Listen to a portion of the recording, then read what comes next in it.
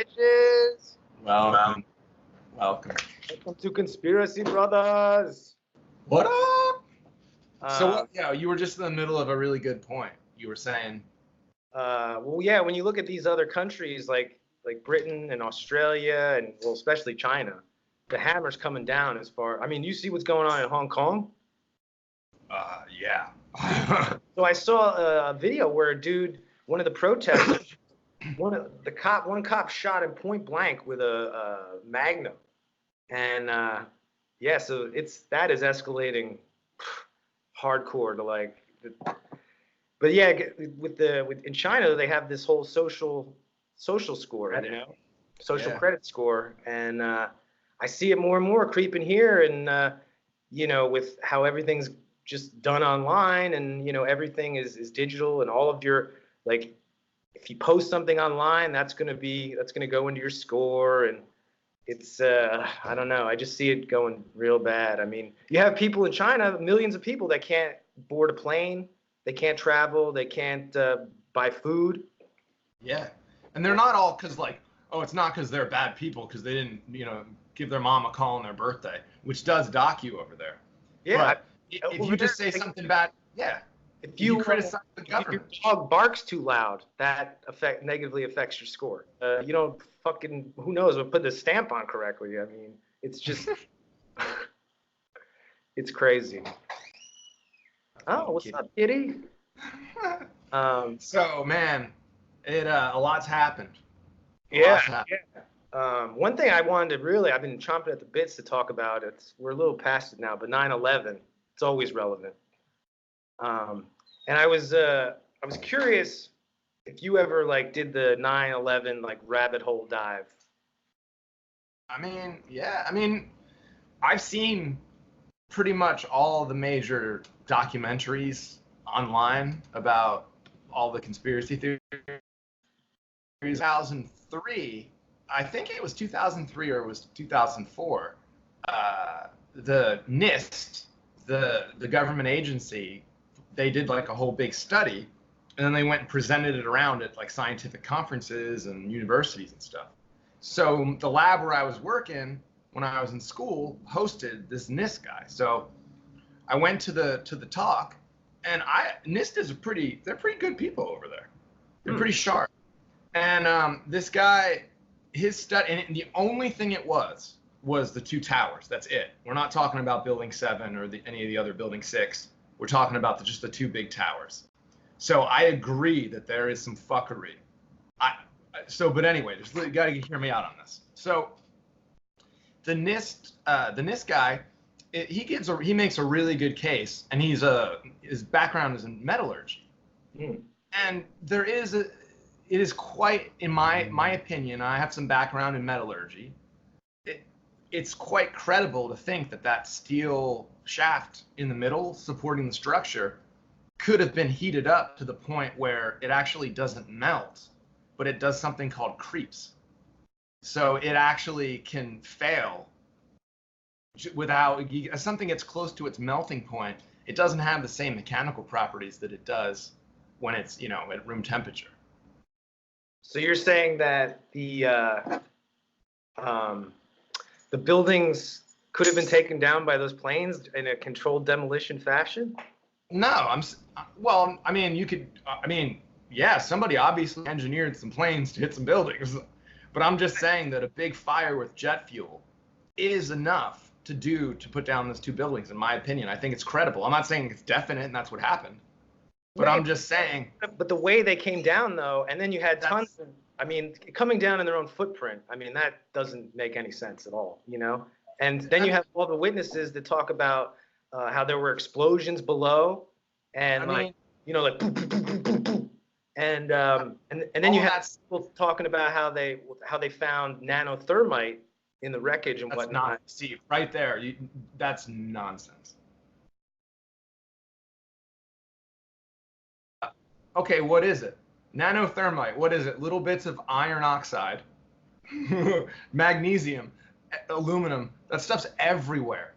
It's everywhere. If you were to pick up a handful of dirt, you'd find that. And any kind of scrap, you have a bunch of scrap metal, a bunch of fires. You're gonna have that shit everywhere.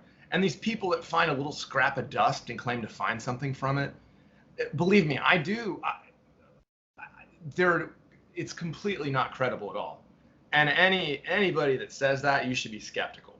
And the whole thing, first of all, I think people should look at Building 7 really carefully. Instead, people go into the argument about whether or not a steel inner structure would fail a certain way, which is well, they try open to to say science. that was because of heat going, and again, going into its own footprint. I mean, that just, Okay. how is it physically possible? Okay. My point is, what does it matter? Well, it means that the buildings were rigged. But either it was, this obviously was intentional. So this whole thing was intentional, Right. right? But like the thing that those buildings went down, I actually, in my opinion, I don't think anybody, the person that flew those buildings or whose plan it was, really thought they could come down like that. Because I understand people's arguments. I understand what you're saying, but if you really, I saw a 2-hour talk, and this guy went over everything.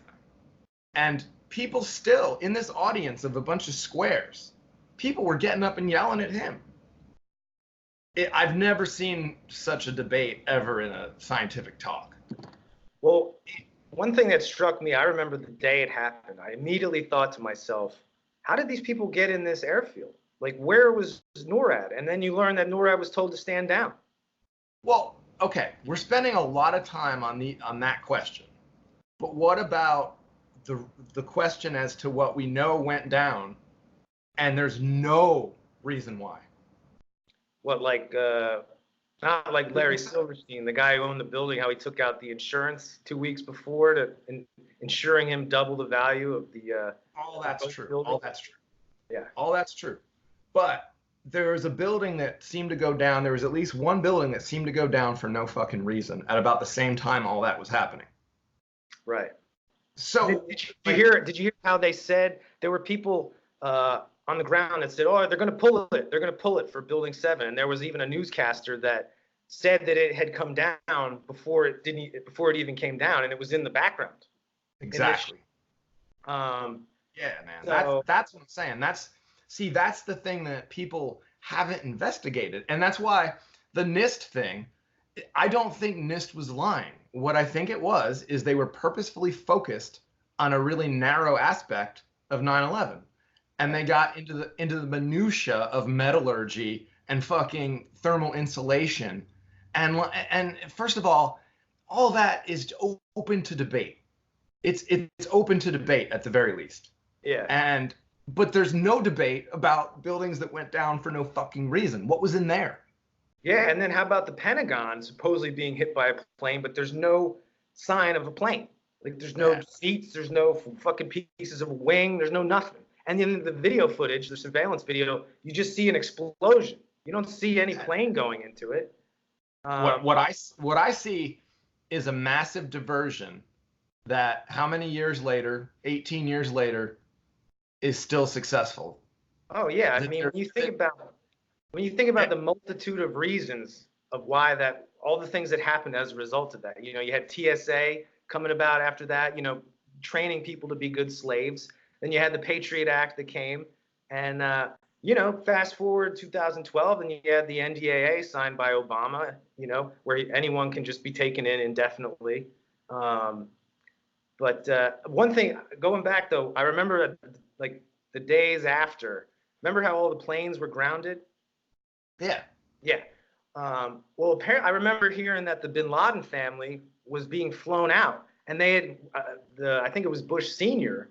that was having breakfast with one of the Bin Laden people, like the day of, And so I'm like, why are they getting flown out?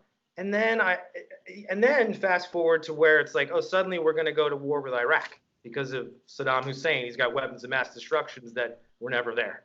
I mean, it's all, there's no, I mean, I don't even think there's any sense in even discussing the presented story, because it's not, but the thing is that people have instead, I think people all know something's up. But instead of like really investigating some of the shit that hasn't been looked into, everybody that I watch on the internet is just talking about the towers and arguing about, oh, that's free fall speed. Those people, anybody who's talking like that about buildings and physics, they're not, we're not talking, these people aren't getting paid for their knowledge, trust me. Did you hear? I know Trump actually addressed it like days after it happened. Did you ever Yeah, hear what he had to say? I know he did. I kind of forget though. What did he say? He said that the way that the towers were constructed was with like they had the steel on the outside and they had the really narrow windows and whatnot, and it was designed because he said that he went in with his building people. I mean, that's like what he did, you know. And so he went in, looked around, they showed him what it was all about, and this and that, and he said that there's no way that a plane could crash into it and bring it down like that. I mean, the way it was built should have been able to withstand something far worse, you know. Okay. Again, we're talking about an idiot. Well, I mean, he sound like. I mean, you could say he's an idiot now, but no, he's not an idiot. I mean, he's a very capable man, obviously, but he's a con artist, and he's not somebody who is going to contribute intellectually in any way, other than maybe burning the libraries. But I mean, he did. You know, he was in on architecture of buildings in New York and such, and all over the place, and so I kind of tend to think maybe he knows something about building structure, maybe more than some Joe Schmo that just has an opinion. Oh, I would trust anybody that's ever built cabinets, their opinion over fucking Trump. Anybody that has ever built a paper airplane, I take their opinion. And sometimes I hear these people, they're like, oh, I'm an engineer. I'm like, and I hear the way they're talking. I'm like, what? I mean, who's paying this person to make decisions? And I'm like, maybe I don't want to ride in whatever that thing is or buy whatever that thing is. There's just a lot of crackpots, and it's annoying because they blur the argument. Nanothermite. Okay, what is that? I just heard that it was an explosive, a very powerful explosive. I mean, no, it's not an explosive. Those are all technical terms. It's something that can oxidize and get very, very, very hot. It's a strong chemical reaction. That's why it can melt through things and stuff like that. But all it is, I did hear that like weeks leading up to it, that there were painters that supposedly were painting this. It was mixed into the paint that was lining all the building.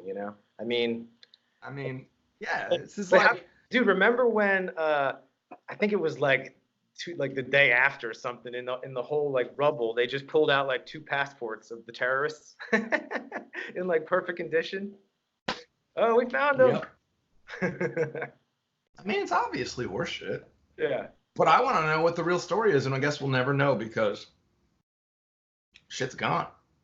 Dude, how about, did you see when Bush was in the classroom with the kids, reading My Pet Goat, I think it was?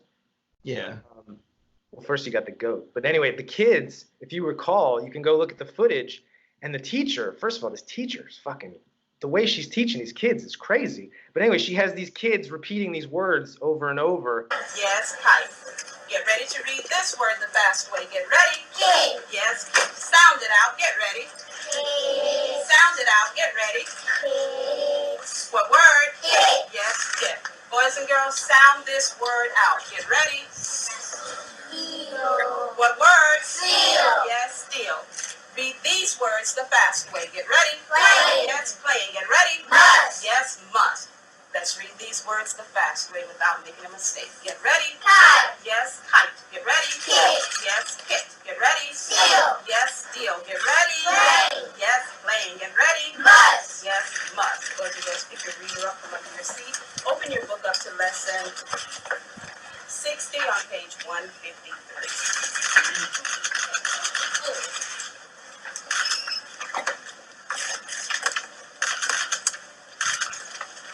Count of 3. They're saying that, plane must hit steel as that shit's happening.